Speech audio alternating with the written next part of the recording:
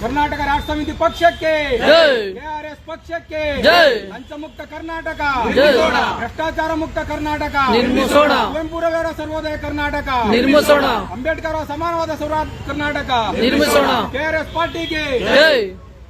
ಬಂಧುಗಳೇ ನಮಸ್ಕಾರ. ನಾನು ಚೆನ್ನಯ್ಯ, ಕೆಆರ್ಎಸ್ ಪಕ್ಷದ SC ಘಟಕದ ರಾಜ್ಯ ಕಾರ್ಯದರ್ಶಿ. ಮತ್ತೆ ನನ್ನ ಜೊತೆ ತುಮಕೂರು ಜಿಲ್ಲಾಧ್ಯಕ್ಷರ ಶ್ರೀನಿವಾಸ ಮೂರ್ತಿ ಅವರು ಮತ್ತೆ ಕುಣಿಗಲ್ ತಾಲೂಕಿನ ಪದಾಧಿಕಾರಿಗಳು ಮತ್ತೆ ಜಿಲ್ಲಾಧ್ಯಕ್ಷರು, ತಾಲೂಕು ಅಧ್ಯಕ್ಷರು ಎಲ್ಲ ಇಲ್ಲಿದ್ದಾರೆ.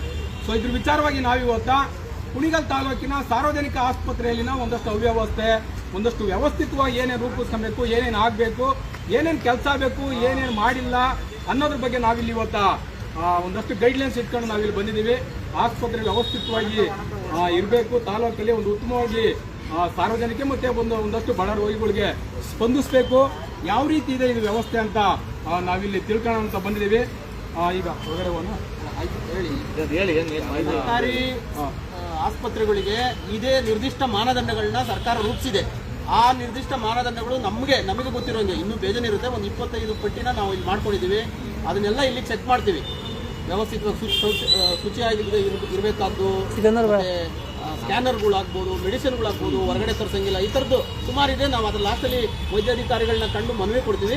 ಈಗ ನಾವು ನಮಗೆ ಮೇಲ್ನೋಟಿಗೆ ಏನು ಕಂಡು ಬರುತ್ತೆ ಅದು ಇದೆ, ಅದು ಇಲ್ಲ, ಚಿಕಿತ್ಸೆಗೆ ವೆಚ್ಚಕ್ಕೆ ಆಗೋ ದರಪಟ್ಟಿ ಇದೆ ಅಥವಾ ಇಲ್ಲ, ಅದನ್ನು ನಾವು ನೋಟ್ ಮಾಡಿಕೊಂಡು ಒಂದು ಗೈಡ್ಲೈನ್ಸ್ ಏನಿದೆ ಆ ಥರ ನಡೀತಾ ಇದೆಯಾ, ಅದು ನಡೀತಾ ಇದೆ ಹೋದರೆ ಯಾರು ಅದನ್ನು ಸರಿಪಡಿಸಬೇಕು ಅನ್ನೋ ಒಂದು ಒತ್ತಡನ ನಾವು ಹಾಕೋಕ್ಕೆ ನಾವು ಕರ್ನಾಟಕ ರಾಷ್ಟ್ರ ಸಮಿತಿ ಪಕ್ಷದಿಂದ ನಾವು ಅಭಿಯಾನ ಮಾಡ್ತಾ ಇದ್ದೀವಿ.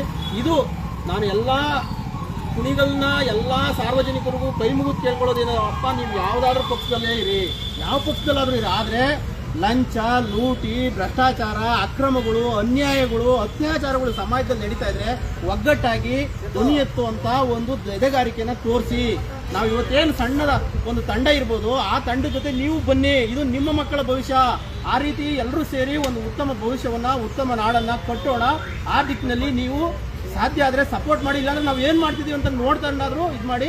ಇದನ್ನೆಲ್ಲ ಮಾಡಬೇಕಾದವರು ಮಾಡ್ತಾ ಇಲ್ಲದಕ್ಕೆ ನಾವು ಮಾಡ್ತಾ ಇದ್ದೀವಿ. ದಯವಿಟ್ಟು ಈಗ ಅಭಿಯಾನನ ಶುರು ಮಾಡ್ತಾ ಇದ್ದೀವಿ. ಮುಂದೆ ಒಳಗಡೆ ಹೋಗಿ ನೋಡ್ತೀವಿ, ಬನ್ನಿ ಸ್ನೇಹಿತರೆ, ತೋರಿಸ್ತೀವಿ ಹೇಗಿದೆ ವ್ಯವಸ್ಥೆ, ಹೇಗಿರಬೇಕು ಅನ್ನೋದನ್ನ ಬಗ್ಗೆ ನಿಮಗೆ ಮಾಹಿತಿ ತಿಳಿಸ್ತೀವಿ.